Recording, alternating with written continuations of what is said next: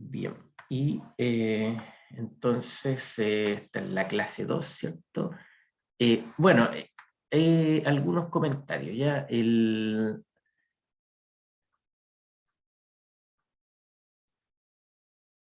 ¿Cuál era este curso? Se me olvidó. 2198. Ya, pues yo ya habilité el aula, ¿cierto? En el aula hay una unidad 1 que se llama funciones de varias variables, y ahí yo estoy subiendo los PDF que estoy escribiendo durante las clases, o sea, estas cosas que están acá. Hay un Drive, ¿ya? Donde ustedes se fueron invitados, porque le envié una invitación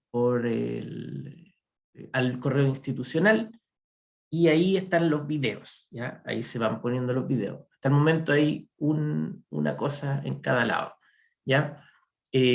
Bueno, estos días yo voy a ir refinando el aula, ya poniéndole algunas cosas más. Eso sí, quiero aclarar que a mí personalmente no me gusta el tema de ¿cómo se llama? Bueno, de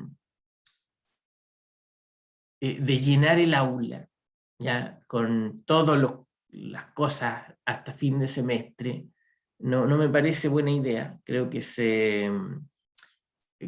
uno, al ver toda esa información, como que ya siente cierto rechazo psicológico, ¿ya? Entonces yo voy haciéndolo progresivamente, ¿ya? Así que al principio va a estar bien vacía la cosa, y después durante la semana se va llenando, ¿ya? Bueno, entonces, retomando esto, y una duda que yo tengo, porque me parece, ¿cierto? Cuando yo he enviado en otro semestre esta invitación para el Drive, que ustedes pueden ingresar directamente, ¿ya? Sin tener que pedir una solicitud, pero no estoy seguro, ¿ya? Así que, bueno, lo ideal sería que entren directamente y que el profesor no tenga que estar respondiendo tantas solicitudes de ingreso. Ya piensen que este no es mi único curso, tengo un montón de cursos y un montón de alumnos. ¿Cuántos serán? 150, 200 alumnos. Entonces, es mucho, ya. O sea, que si se puede evitar pedir solicitud de acceso, sería lo ideal, porque yo mandé una invitación y debería entonces usted poder ingresar, ya. Eso no estoy seguro, pero ahí traten de verlo ustedes, que son más hábiles con esas cosas, yo no lo soy. Bueno, ahora sí, entonces la clase 2, voy a seguir un poco con los, pongámosle así, aspectos geométricos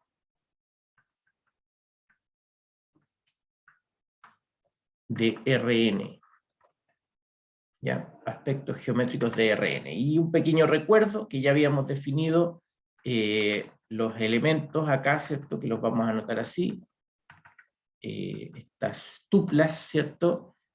Entonces, bueno, y pongámosle ahí dos vectores para que los relacionemos. Entonces, bueno, tenemos dos vectores, entonces se define primero el producto punto entre esos dos vectores, ¿ya? Esto es un pequeño repaso de lo que vimos el otro día, ¿cierto? Una suma de 1 a n de los xj y j, ¿ya? Eso es entonces esto, x1 por y1, etcétera, hasta xn por yn. Segundo, la norma de un vector es simplemente la raíz cuadrada del producto de x por sí mismo, ¿ya? Y eso sería esto entonces, más detalladamente, x1 al cuadrado, etcétera, hasta xn al cuadrado, ¿ya? Las componentes al cuadrado. Y bueno, el ángulo, pongámosle ahí, ángulo, se define así, digamos, el ángulo,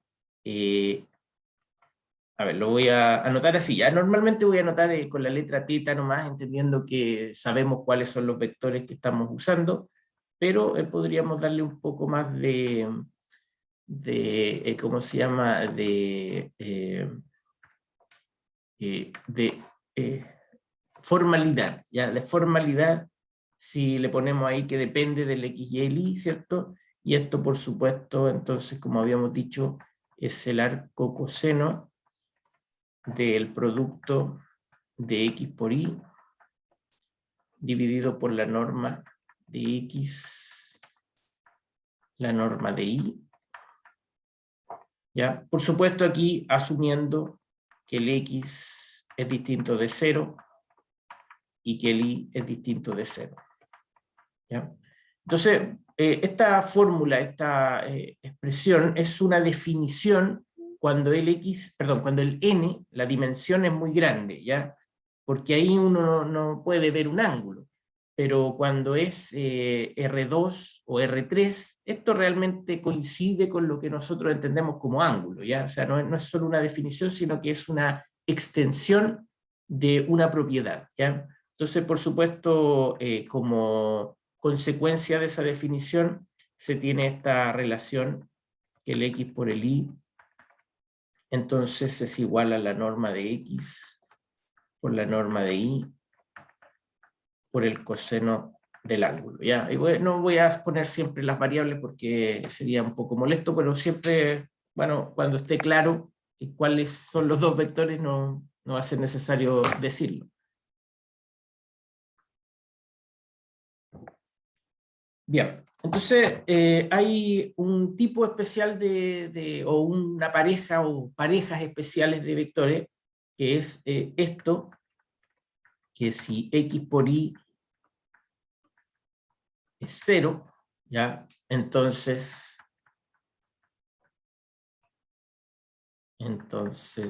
el teta es pi medios, ¿ya? Eso está determinado por la relación que está ahí arriba, ¿ya? El coseno se hace 0 en pi medio. Y entonces eso nos dice que, bueno, voy a insistir acá que el X y el Y sean distintos de 0, ¿ya? En ese caso diremos que X e Y son ortogonales.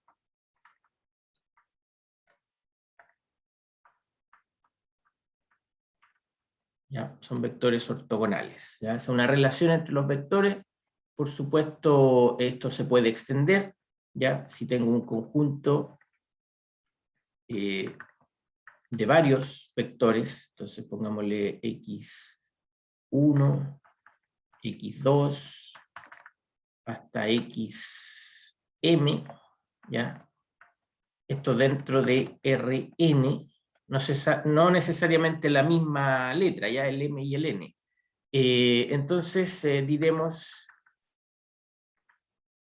me faltó algo ahí, disculpe, para que quede más bonito esto, más fácil de expresarlo, voy a arreglarlo un poquito, ¿ya? Ya, entonces, si B es este conjunto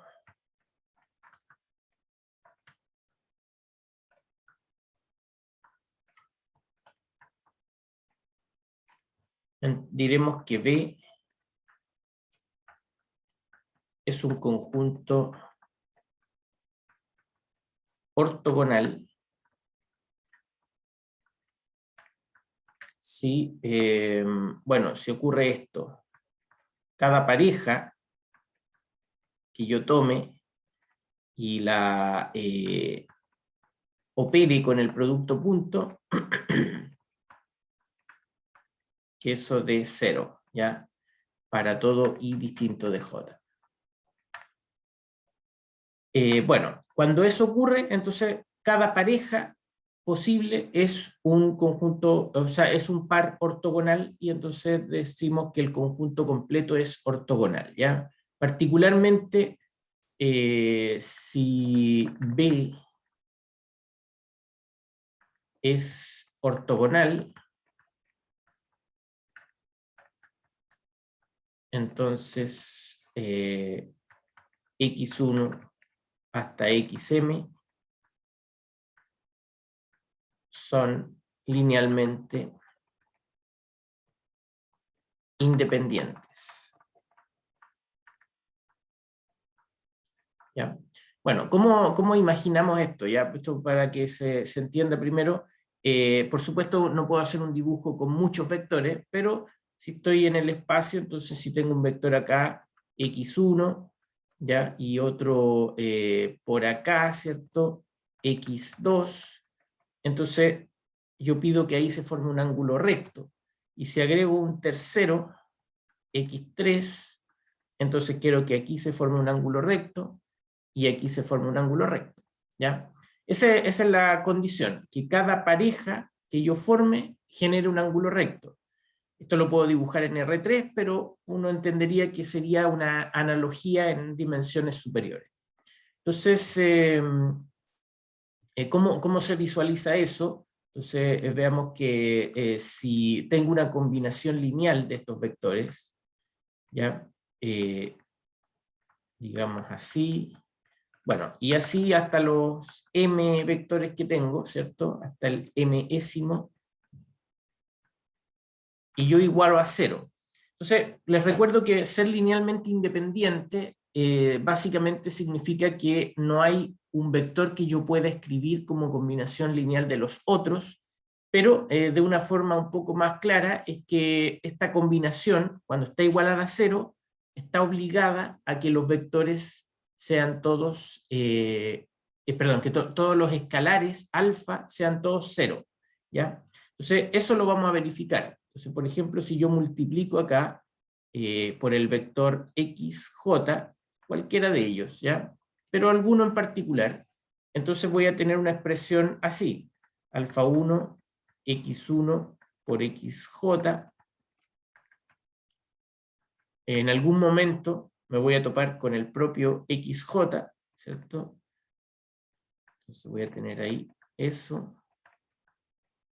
Y el resto, alfa m, xm por xj, ¿ya? Y todo eso da 0. Pero como los vectores son ortogonales, entonces cuando yo hago el producto aquí, x1 por xj, eso da 0. Cuando hago el xm por xj, da 0, excepto ese, ¿ya? Es el que sobrevive, el único que sobrevive. Así que esa expresión nos queda así, alfa j por la norma de x sub j al cuadrado, ¿ya? Y eso es 0. Entonces, por supuesto, si xj es distinto de 0, necesariamente alfa j tiene que ser 0.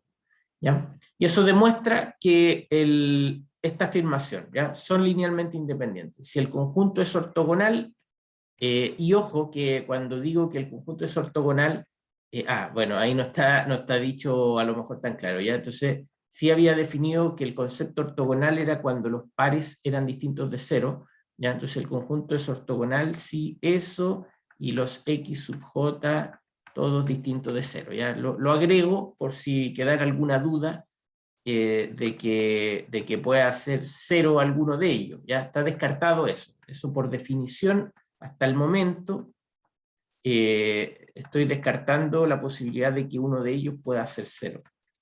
De todas maneras, en algunos libros, qué sé yo, pueden decir que el vector 0 es ortogonal a todos los demás, ¿ya? Eso también podría ser considerado así, pero en esta definición que yo doy, estoy sacando el 0, ¿ya? Simplemente el 0 para mí es un caso aparte, ¿ya? Bueno, es entonces la demostración, ¿ya? Y bueno, ¿qué podemos hacer entonces cuando tengo un conjunto linealmente independiente? Bueno, puedo formar una base, ¿ya? Entonces, si B fuera un conjunto con n elementos, ¿ya? N elementos, el mismo n que está acá, el que está contando los elementos, es un conjunto ortogonal.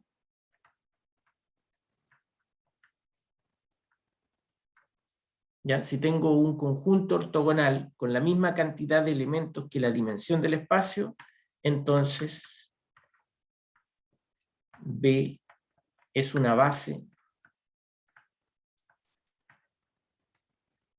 para el espacio vectorial,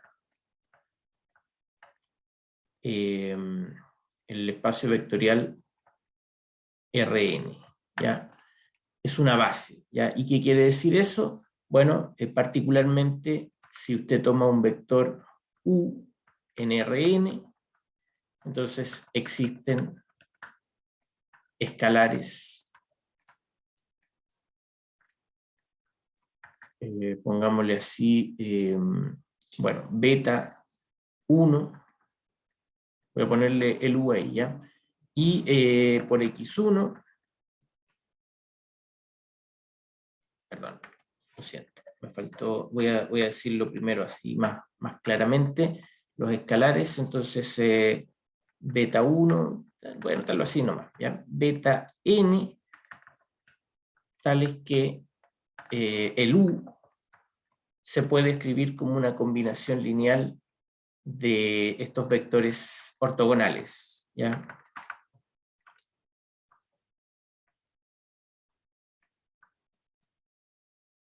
Ya, beta n, x n.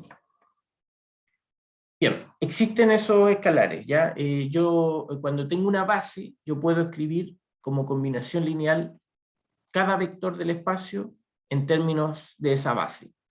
Y con esto yo puedo además saber quiénes son los beta, ¿ya? Entonces voy a hacer un proceso análogo al que hice acá arriba, que fue a multiplicar por algún XJ en particular para que se cancelara todo. Entonces voy a hacer lo mismo acá, ¿ya? Voy a multiplicar por XJ alguno de los XJ, voy a conseguir esta ecuación, U multiplicado por XJ, se multiplica en todos lados, ¿cierto? X1 por XJ, en algún momento aparece el beta J, XJ por XJ, y así hasta el último beta N, XN por XJ, ¿ya? Igual como pasó antes, ¿cierto? Estos se hacen cero, todos, excepto ese, que es cuando coincide, ¿cierto? Todos los demás se hacen cero. Lo importante entonces es que me queda una expresión así. U por XJ es igual a beta J, bueno, por la norma de XJ al cuadrado. De esa ecuación yo puedo despejar que el beta J es entonces U por XJ dividido por XJ al cuadrado, ¿ya? Entonces yo puedo saber exactamente cuál es la combinación lineal, ¿ya? El U entonces se escribe así. Bueno, U por X1 dividido por la norma de X1 al cuadrado multiplicado por X1 hasta U por XN dividido por la norma de XN al cuadrado multiplicado por XN, ¿ya? Entonces, es un poco más clara la información cuando yo tengo una base ortogonal, ¿ya? En el caso acá, en general, uno sabe que tiene esta combinación, pero encontrar los escalares no es tan fácil, ¿ya? En cambio, cuando uno tiene una base ortogonal, los escalares obedecen esta fórmula, ¿ya? Obedecen eso. Bueno, particularmente, usando esta información, uno puede definir algunas cosas. Por ejemplo, bueno, si U y X son vectores, digamos que X distinto de 0, ¿ya? Se define la proyección ortogonal de U sobre X como como esta expresión, ¿ya? Normalmente en muchos libros la anotan así nomás, ¿ya? Pero no siempre. Bueno, vamos a poner ahí la proyección de U sobre X. Y se define así, tal como dedujimos anteriormente con esa fórmula. Entonces simplemente vamos a tomar esa expresión multiplicada por el vector X, ¿ya? Bueno, eso es un vector, ¿ya? Es un nuevo vector. Si lo pensamos así, geométricamente, si este es el vector X y este es el vector U, ¿ya? Entonces lo que yo hago es que justamente proyecto de forma perpendicular y obtengo un nuevo vector, que es este que está con verde, ¿ya? Que está en la misma línea que X, ¿cierto? Por eso aparece el X ahí, y está prolongado según esta magnitud, ¿ya? Esta expresión, porque en realidad aquí también podría ser negativo, pero lo importante es que me dice exactamente cuál es la coordenada con respecto a ese X, ¿ya? Entonces el verde es la proyección de U sobre X, ¿ya? Por supuesto, bueno, esta línea roja es una recta, ¿ya? Se puede ver como la recta entre U y la proyección de U sobre X, ¿ya? Entonces ahí está como descrito ese triángulo que está ahí, ¿ya? Ahí está el ángulo θ. Bien, ¿se puede generalizar un poco más esto? Sí, un poco más, ¿ya? Si usted tiene un conjunto x1 hasta xm, ¿ya? No necesariamente, digamos, toda la dimensión del espacio, ¿ya? Pero si ese conjunto es ortogonal y U es un elemento de Rn, ¿ya? Entonces, bueno, entonces, vamos a poner ahí el B, ¿ya? Bueno, dos cosas. Primero, B genera un subespacio vectorial de dimensión M dentro de Rn, ¿ya? Vamos a pensar ahí, aunque es algo que se puede deducir, pero lo voy a decir para que sea más claro. El M tendría que ser más chico que N, ¿ya? O menor o igual, a lo más, ¿ya? Menor o igual, pero pensemos en que es más chico, ¿ya? Es ortogonal. Bueno, eso es lo primero. Se genera un espacio más chico, ¿ya? Entonces piense que podría ser así como en el espacio R3, ¿ya? Si este fuera el espacio original, digamos, X1, perdón, X nomás, usemos el X y Z, ¿ya? Estamos en R3, por ejemplo, y yo tomo dos vectores, por ejemplo, este vector, X1, y tomo, a ver, ¿para dónde lo tiro? Para acá, X2. Entonces esos vectores generan un espacio, un subespacio del espacio R3, que, bueno, que contiene a ese triángulo, ¿ya? Entonces eso, tratar de dibujar ahí, no soy muy buen dibujante, pero es un plano, ¿ya? En ese caso sería un plano, ¿ya? Ese sería el espacio generado por B, ¿ya? Entonces, en ese ejemplo, en ese esquema más bien, B es el X1 con el X2, estoy asumiendo que forman un ángulo recto aquí, ¿ya? En alguna dirección, ¿ya? Y el espacio, entonces, ¿qué dice el subespacio vectorial? Digamos, para que sea más simple esto de expresar, voy a escribirlo de nuevo, voy a decir entonces genera un subespacio vectorial H, ¿ya? Por decir algo, de dimensión M dentro de Rn, ¿ya? Ese es el caso, ¿ya? En este caso el H sería ese plano. H. Es un plano. Aquí. Ya, que quede claro que es aquí, pues, porque si estoy en R5 y armo un espacio con 3 vectores, entonces voy a tener una copia de R3, o sea, un espacio tridimensional dentro de un espacio de dimensión 5, ¿ya? Una cosa así, pero lo importante es que se forme un subespacio con una dimensión menor, ¿ya? Y entonces imaginémonos que nuestro vector U, que es el que estoy tomando aparte, digamos, anda volando por aquí, ¿ya? Puede ser cualquier vector. Bueno, entonces quiero encontrar una relación entre ese vector U y este espacio generado, ¿ya? Entonces es el segundo punto de este comentario. Se define la proyección ortogonal de U sobre H, ¿ya?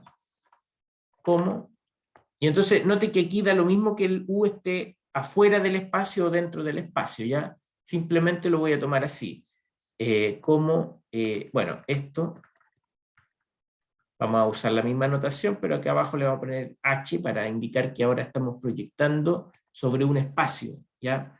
En este ejemplo anterior era sobre un vector, una proyección directamente sobre un vector, pero en este caso estamos proyectando sobre un espacio, un plano, un espacio superior, qué sé yo, pero una proyección, ¿ya? ¿Y cómo se define? Bueno, se define usando esos mismos coeficientes que definimos antes, ¿ya? El U por el x1 dividido por la norma de x1 al cuadrado, ¿ya? Entonces esa combinación es súper útil, ¿ya? Aparecen muchas cosas. Más U2, perdón, el U no tenía índice, ¿cierto? Es U por x2 dividido por la norma de x2 al cuadrado. ¿Ya? Eso multiplicado por x2. Ya, y tenemos entonces esa combinación, ¿ya? ¿Pero qué representa esa combinación? Entonces es esto, ¿ya? Imaginémoslo un poco así. Antes había hecho, ¿cierto? Un plano. Disculpen que quiero que me quede más o menos derechito ahí. Había hecho un plano. Acá estaba mi vector U fuera del C-plano. Y lo que yo estoy definiendo con esta combinación es un vector que está en el plano, ¿ya? Y que forma ahí un ángulo, perdón, voy a usar otro color ahí, que forma un ángulo recto con, con ese vector normal, ¿ya? Entonces tenemos ahí, este rojo sería la proyección de U sobre H, ¿ya? Recuerde que el H está representado aquí con ese plano, y este vector azul sería la recta entre U y la proyección de U sobre H, ¿ya? Esa es más o menos la situación. Entonces se generaliza un poco lo que habíamos hecho en el primer caso, cuando tengo solo un vector, hago una proyección. En este caso lo puedo hacer de forma un poco más general, ¿ya? Bueno, eso entonces son las proyecciones. Déjenme pensar aquí para que podamos hacer una definición, un caso particular, ¿ya? Ya, entonces, caso particular.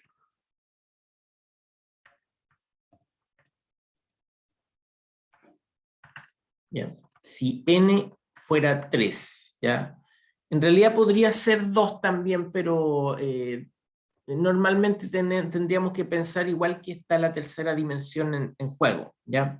Si n es 3, ¿ya? Y x es este vector x1, x2, x3, el y es y1, y2, y3, entonces hay un producto que se define acá, ya que se define el producto cruz, ¿ya? El producto cruz o también producto vectorial. Entre X e Y como... Bueno, el producto cruz entonces es un producto que es distinto al producto punto.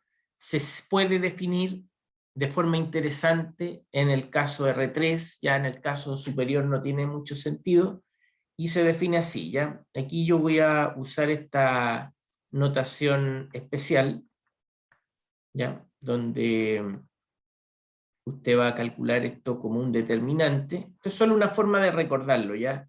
Entonces aquí vamos a poner el vector I, J, K, acá las coordenadas del vector X1, y abajo las coordenadas del vector Y, perdón, el vector X y el vector Y, ¿ya? Ahí sí. Ese determinante.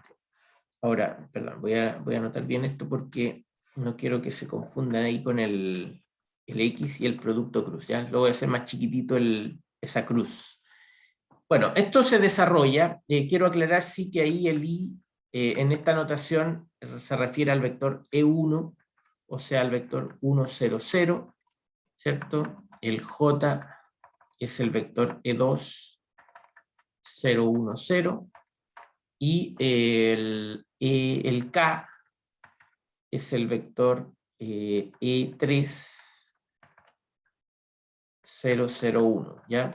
Entonces, esa matriz que está ahí arriba, teóricamente no está bien definida, porque arriba tengo vectores, ¿ya? Y las otras filas son números. Entonces, no es una matriz bien definida, pero es una forma de recordar cómo se genera este producto, ¿ya? Ahora vamos a hacer el cálculo. Entonces, ese producto, según este determinante, tendría una primera componente que sería el x2 por y3 menos y2 por x3 factor de y. ¿Ya? ¿Cómo se calcula el determinante? ¿Cierto? Recuerde que el determinante, entonces, uno borra la fila y columna para esa posición y nos queda un subdeterminante y eso es lo que calculamos acá, queda multiplicado por y. ¿Ya? Esa es la primera componente. Déjenme borrar un poco eso para no quedar ahí después confundidos con esas líneas. Después viene para el J, ¿cierto? Para el J entonces hay un cambio de signo y tomamos el determinante que se forma acá, ya en esas dos columnas. Entonces me queda x1 por y3 menos y1 por x3, eso por j, y la tercera, que no me alcanzó el espacio ahí, más k, y en el caso de k, ¿cierto? Entonces tomamos esta submatriz, ya con esas dos columnas para el k.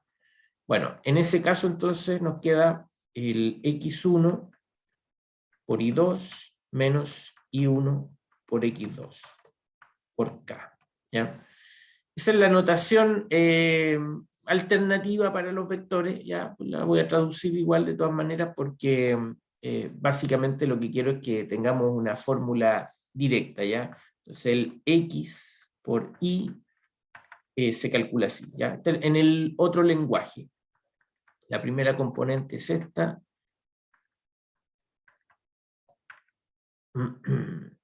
Bueno, voy a anotarlo así, y1 x3 menos x1 y 3, y el último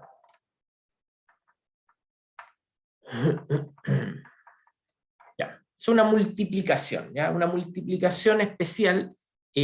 Una observación que podemos hacer es que el producto punto da como un resultado un número, ¿ya? Entonces por eso se le llama el producto escalar. En cambio, comparativamente el producto cruz nos da un nuevo vector, ¿ya? Por eso se le llama el producto vectorial. ¿Ya? Esa primera observación. El producto punto nos da un número y el producto escalar, o sea, perdón, el producto cruz, un vector. Ojo, estoy insistiendo en esto, voy a decirlo de nuevo, solo un caso particular donde yo puedo definir esto, es solo para n igual a 3, ¿ya? Ahora, muchas de las aplicaciones se generan en R3, ¿ya? Si pensamos en problemas de la física, qué sé yo, muchas cosas se modelan ahí. Entonces, sigue siendo útil, a pesar de que no lo puedo generalizar tanto. En otro tipo de problemas, bueno, hay que recurrir a otras técnicas, ¿ya? Bueno, ¿qué gracia tiene ese producto cruz? Entonces les recuerdo estas propiedades, se las menciono. Propiedades, perdón, quiero con azul, con negro.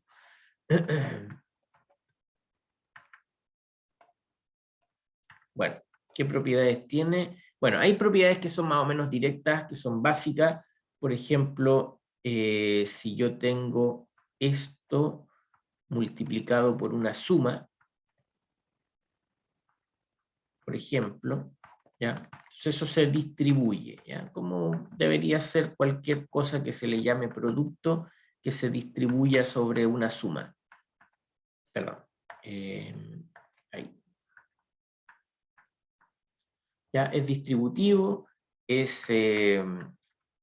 bueno, este es interesante, ¿eh? Porque esta conmutatividad que uno tiene en el caso de los productos usuales, acá no se da, ¿ya? Si yo quiero que esto se dé vuelta, entonces hay un cambio de signo, ¿ya? Y eso es pensando que esto obedece estas reglas del determinante, ¿ya? Cuando uno hace un cambio de fila en una matriz, el determinante cambia de signo, ¿ya? Eso, cosas que habrá usted estudiado en álgebra lineal en algún momento. ¿Ya? Un cambio de signo ahí, ¿ya? Otra cosa particularmente que si yo tengo eso multiplicado por un alfa i, bueno, el alfa se puede sacar fuera del producto y eso también es una propiedad del determinante para alfa en R. Particularmente el producto de un vector por sí mismo da cero, ¿ya? Da cero. El producto, y eso es fácil de ver porque si uno pone la misma fila dos veces en una matriz, entonces forma una expresión linealmente dependiente y el determinante va a ser cero, ¿ya? Se cancelan ahí los productos, a lo mejor no es tan fácil verlo, pero si uno lo calcula, se da cuenta que eso siempre se cancelaría, ¿ya? Bueno, pero hay otras propiedades, ¿ya? Esas serían como las propiedades algebraicas, digámosle así, ¿ya? Voy a poner después una geométrica. Propiedades algebraicas.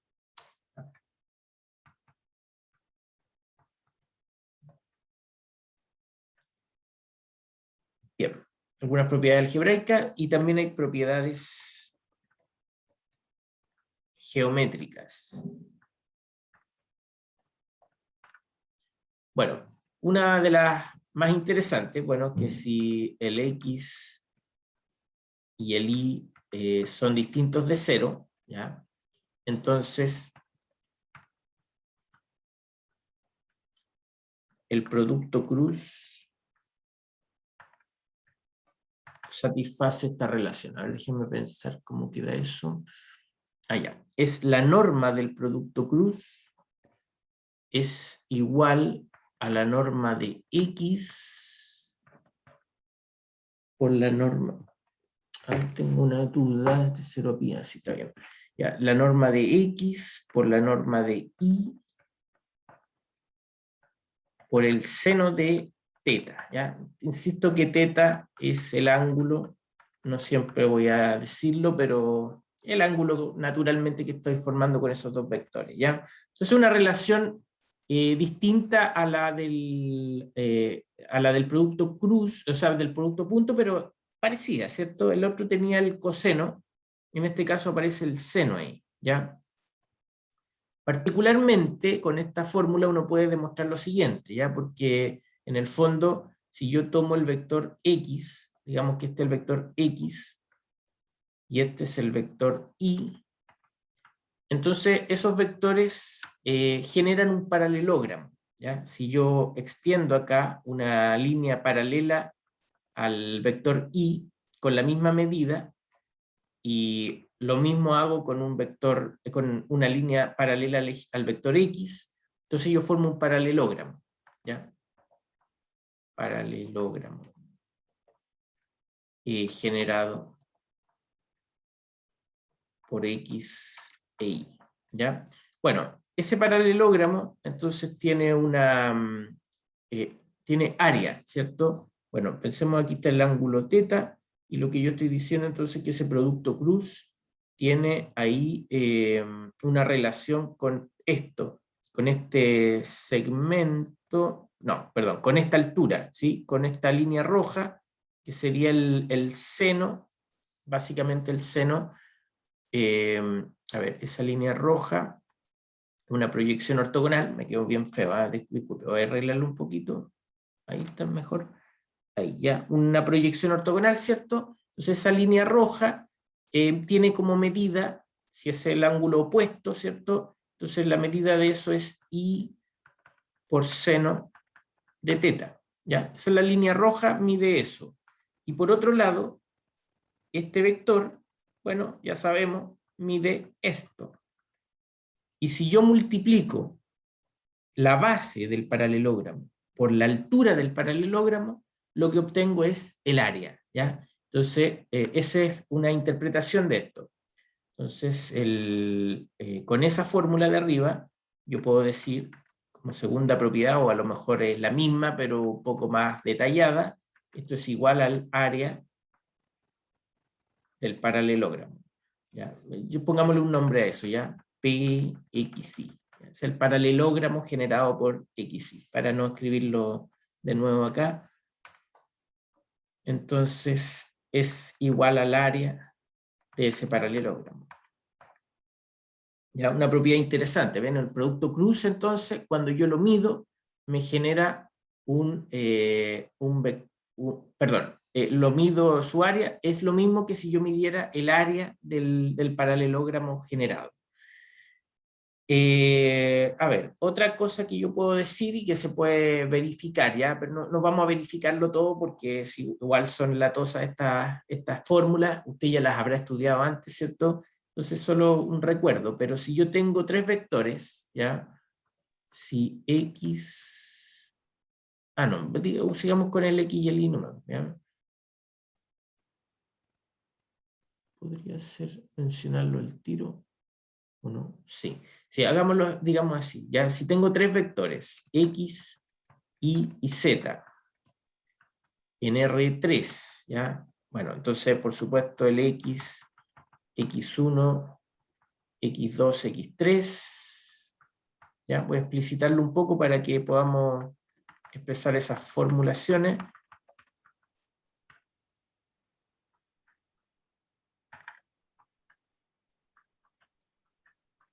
Bueno, entonces lo que quiero hacer es saber qué pasa cuando hago una combinación de estos productos, ¿ya? Entonces voy a hacer que el X tenga un producto punto con el producto vectorial de Y con Z, ¿ya? Esto en muchos libros le llaman el producto mixto, ¿ya? Hago esa combinación, ¿ya? Entonces el producto de X, producto punto, por ese producto cruz. Y bueno, se puede demostrar, no lo voy a hacer, pero sí es bueno mencionarlo, que ese resultado es igual al determinante de, bueno, ya habíamos dicho que el producto cruz tenía esta estructura como un determinante, entonces aquí aparece el I1, I2, I3, abajo el Z1, Z2, Z3, pero acá lo más bonito es que el X, el que aparece primero, reemplaza a la primera fila, ¿ya? Entonces, ese producto combinado se puede calcular como ese determinante de esa matriz, ¿ya? Ese es un pequeño dato, pero es interesante que ocurra así. ¿ya? Particularmente, esto nos dice lo siguiente.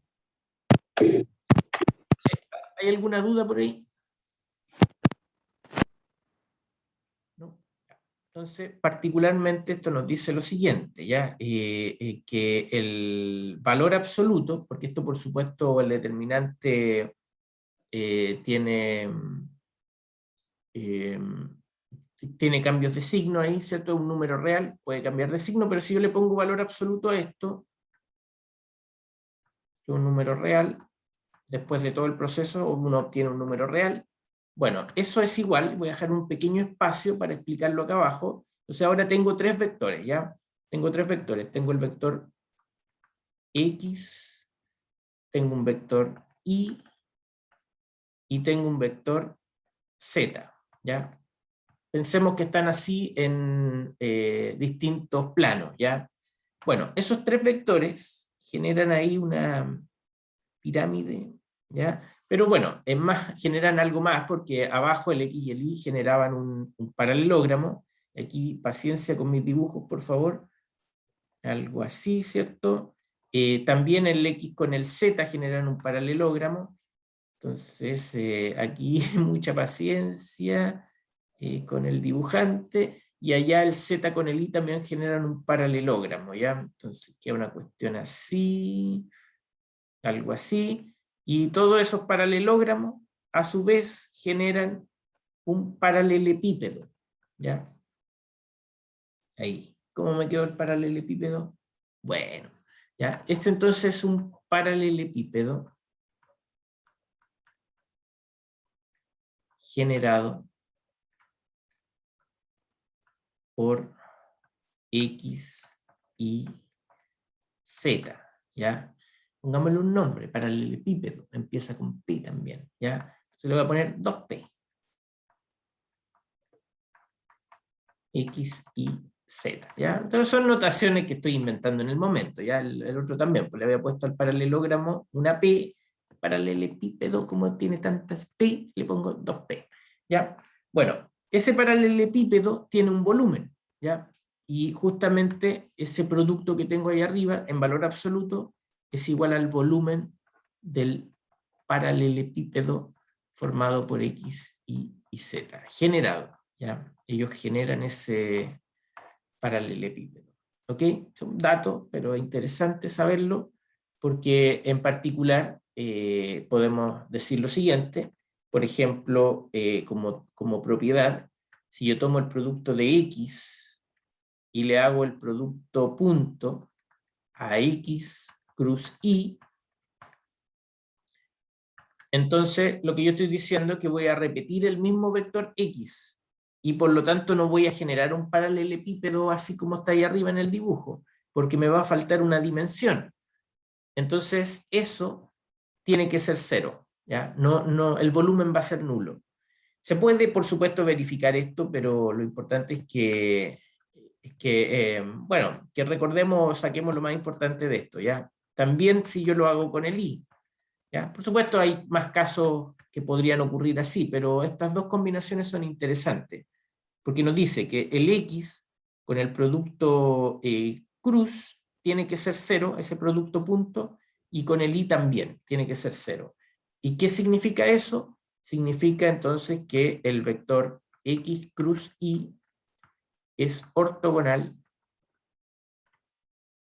a ambos X, E, Y. ¿Ya? Entonces, si yo hago un dibujo acá de esto, este es el vector X, este es el vector Y, yo hago ese producto cruz, entonces necesariamente el resultado va a ser un vector así, que se sale del plano, ¿cierto?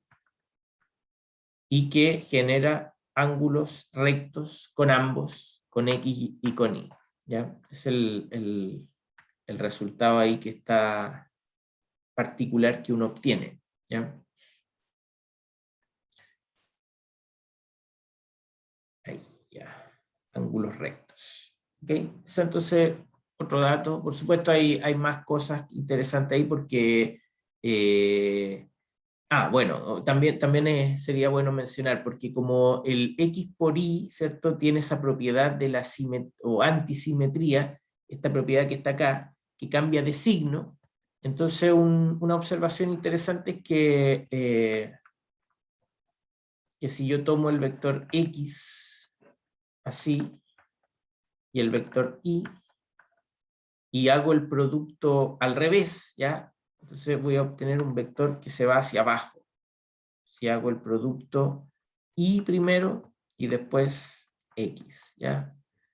Porque es el signo opuesto, el vector opuesto a X por Y, ¿ya? Entonces queda hacia el otro lado el vector, pero bueno. Bueno, eso que pasa, ese fenómeno que pasa acá, es el conocido o la conocida regla de la mano derecha, ¿ya? Entonces cuando yo voy de X a Y, bueno, aquí te tendría que ver mi mano, ¿ya? Pero imagínese que usted tiene su mano derecha con su pulgar levantado ahí y pone sus dedos extendidos así, ¿ya? Ahí. ¿Cuántos dedos? Como los Simpsons, ¿ya? Bueno, ahí, usted pone su mano así, ¿ya? Y entonces extendida, y usted cierra los dedos, entonces va a llegar a una posición comprimida de dedos, ¿cierto? Ahí, ya. Si hace eso, entonces el pulgar de su mano derecha, ¿cierto? Derecha, va a apuntar hacia donde va el vector eh, X por Y, ¿ya? Entonces usted parte en la posición de X y termina en la posición de Y. Y acá también, pero solo que como está dicho al revés, entonces la mano le va a quedar para el otro lado, va a tener que fracturarla un poco. ¿Cómo quedaría la mano? Quedaría así, ¿cierto? Mano, ahí, allá. Queda el pulgar así, ¿ya? Y la mano queda más o menos para allá, los dedos, ¿ya? Ya me llega a doler de solo ver esa mano tan contorsionada, ¿ya? Entonces usted parte en la posición de I y cierra los dedos, le quedan aquí los dedos cerrados, en la posición de X, y entonces el pulgar le queda apuntando en la dirección de Y por X, ¿ya? Entonces depende cuál es el primero. ¿Cuál es el primero? El Y, entonces mi mano me queda apuntando hacia allá, el pulgar. Qué buen dibujo. Ya, muy bien. Usted sabe apreciar el arte. Excelente. Parece una paloma eh, atropellada. No sé. Bueno, a ver. Ok, ahí está entonces la regla de la mano derecha. Son datos, pero que nunca están de más, ¿ya? Entonces, interesante ahí saber ese tipo de cosas. Ahora vamos a hablar un poco de algunos conjuntos. A ver, déjeme pensar si me falta algo de esto. No, creo que con eso estamos bien, ya son casos interesantes. Hay ciertos conjuntos particulares dentro del espacio y eso quisiera mencionarlo. Entonces, conjuntos especiales en Rn, ¿ya? Conjuntos especiales, ¿ya? El primero, para que nos vamos entendiendo, las rectas, ¿ya? Las rectas. ¿Qué podemos decir de las rectas en el espacio Rn? Entonces, bueno, no voy a definir el concepto de recta porque es un concepto abstracto, muy complejo, pero solo voy a mencionar, digamos, como la estructura que tiene, ¿ya? Entonces, si tengo dos vectores, si X y B son dos vectores,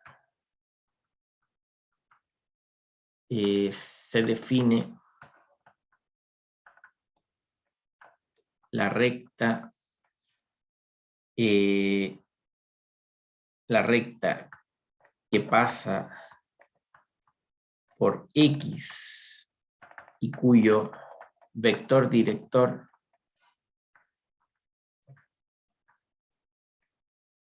es B como el conjunto Ya, entonces, antes de decirlo, quiero decir que aquí todo es una definición, ¿ya? Se define la recta, ¿ya? ¿Qué es la recta? No voy a decir que es una recta, pero es un conjunto, ¿ya? Y aquí estoy diciendo que pasa por X y cuyo vector director, entonces son dos conceptos que estoy definiendo, ¿ya? Estoy definiendo.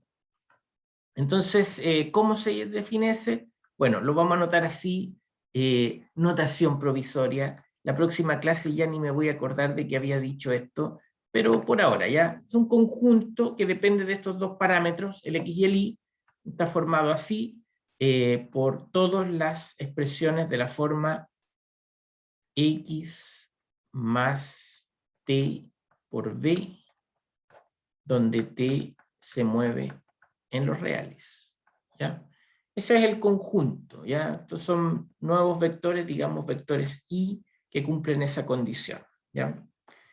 Bien, ¿cómo se ve eso? Entonces, aunque por supuesto esto está definido en Rn, en cualquier dimensión, lo importante es que uno lo puede representar así, ¿ya? Piense, por ejemplo, que estamos en R3, ¿ya?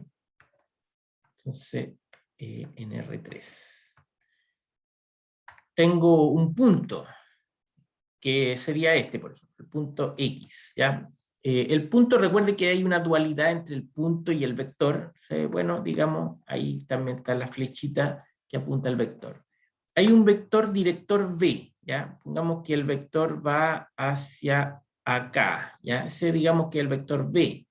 Pero este conjunto, entonces, lo que hace es tomar una suma entre el X y el V, ¿ya? Entonces, sí, te voy a marcar un poquito más esto, vector X y el vector B. Y cuando yo formo esa suma, bueno, me aparece un vector así, ¿ya?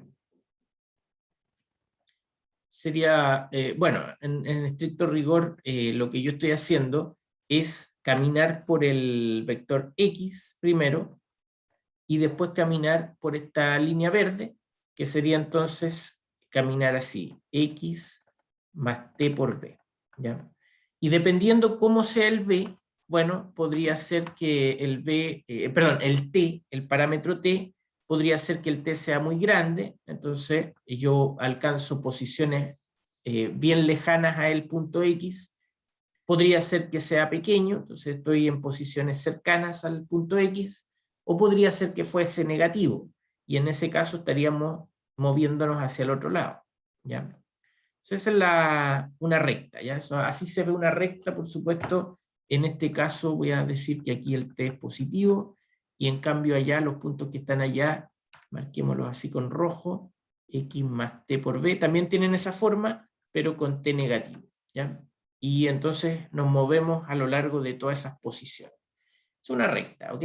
Una recta. Entonces, por supuesto, hay varias formas de expresar las rectas. Vamos a quedarnos con esta forma vectorial, que es la más sana para una versión generalizada, ¿ya? Bien, eso entonces es una recta. Un plano, ¿ya? Un plano. Entonces, a ver, déjenme ver. A ver, podríamos hacer un ejemplo aquí. Hagamos un ejemplo para que no quedemos ahí con ciertas dudas, ¿ya? Entonces voy a decir esto, ¿ya? Si X es el vector 1, 2, 3, ¿ya? El Y es 0, 1, menos 1, y Z es el 1, 2, no, muy fomes, va a ser muy claro. Ya, pongámosle 3, 5, 4. Tengo 3 puntos, ¿ya? Entonces voy a preguntarme lo siguiente. Si L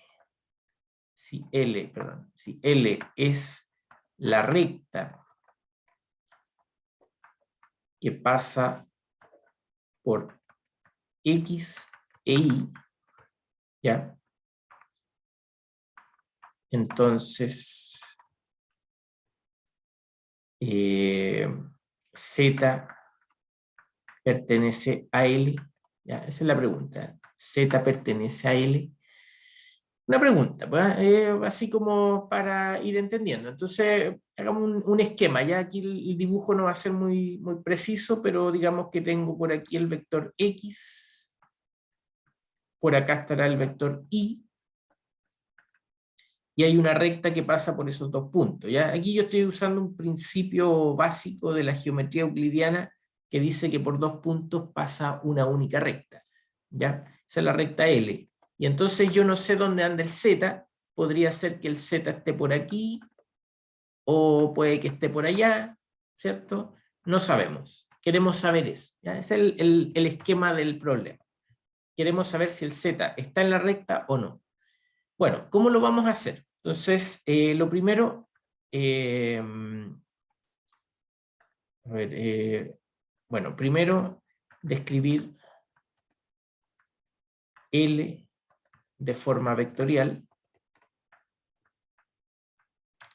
¿ya? Y entonces para eso el L necesita tener dos datos, un punto por donde pasa y un vector director, ¿cierto? Falta el vector director. Porque yo sé que pasa por X, por ejemplo, pero me falta un vector director para poder llevarlo a la estructura que conozco. Pero bueno, en el mismo dibujo, ¿cierto?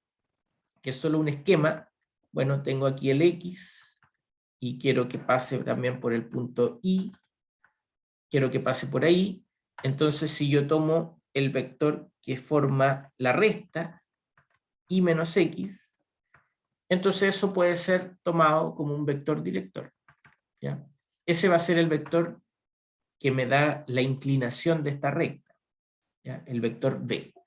Entonces, tomemos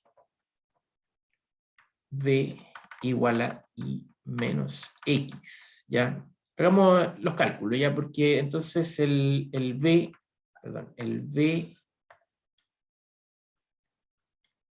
es I, ¿cómo era I? No me acuerdo. 0, 1, menos 1, 1, 2, 3, ¿ya?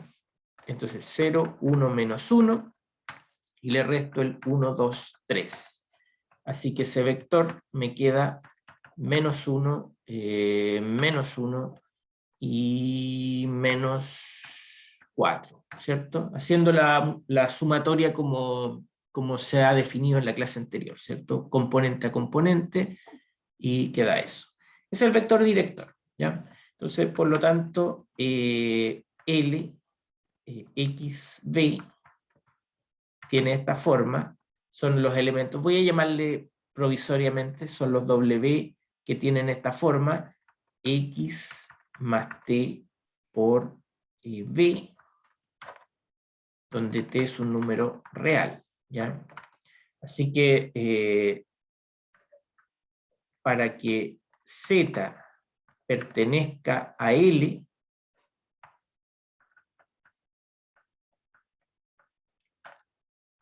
debe existir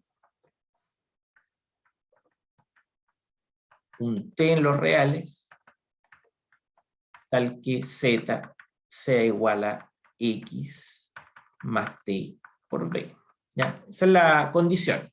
Así está descrito el conjunto. Entonces, para estar en la recta yo tengo que encontrar un T que cumpla eso. Bueno, veamos cómo nos va con eso. Entonces, si el Z, ¿cierto? Ya sabemos que vale, ¿cuánto era? 354. Y lo igualo al X, que era 1, 2, 3, más T por el director, que era, no me acuerdo, menos 1, menos 1, menos 4. Ya, pues, hago ahí la operatoria, ¿cierto? Eso me queda entonces 1 menos T, 2 menos T, 3 menos 4T, ¿ya? Y para que se cumpla esa igualdad, se debe cumplir o debe existir una solución a este sistema.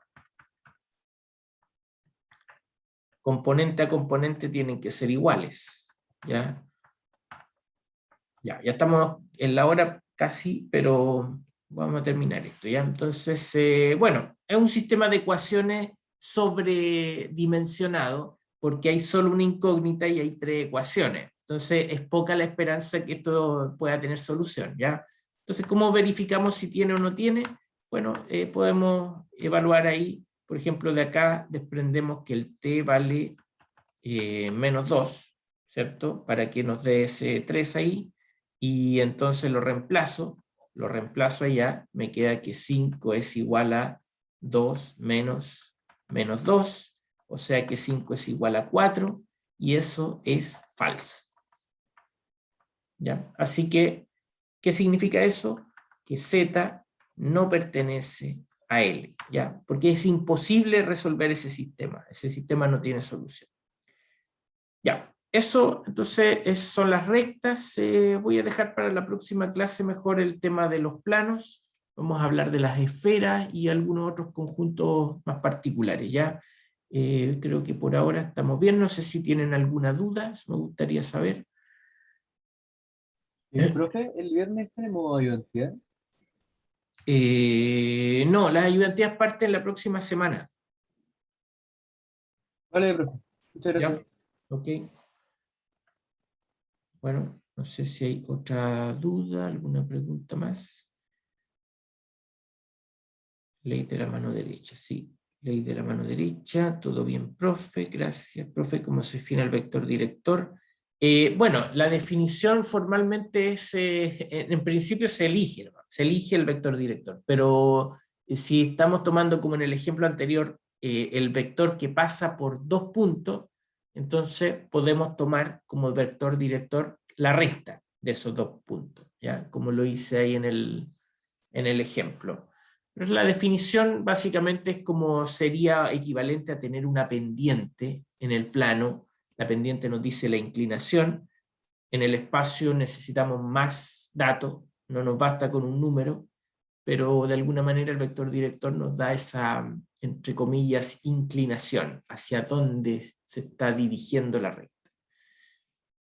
Eso, bueno, sería como un segmento de la recta. Bueno, un vector es más que un segmento, pues, tiene más propiedades que solo un segmento, pero sí se puede ver así, como un pedacito de la recta y con alguna dirección y sentido, ¿ya?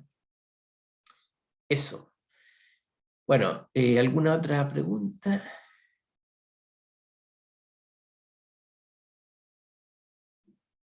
¿No? Ya. Ok, dejamos hasta acá entonces. Nos vemos la próxima semana, ¿cierto? El lunes. Que estén bien. Chao. Profe, cuídese. Ya, gracias, chao.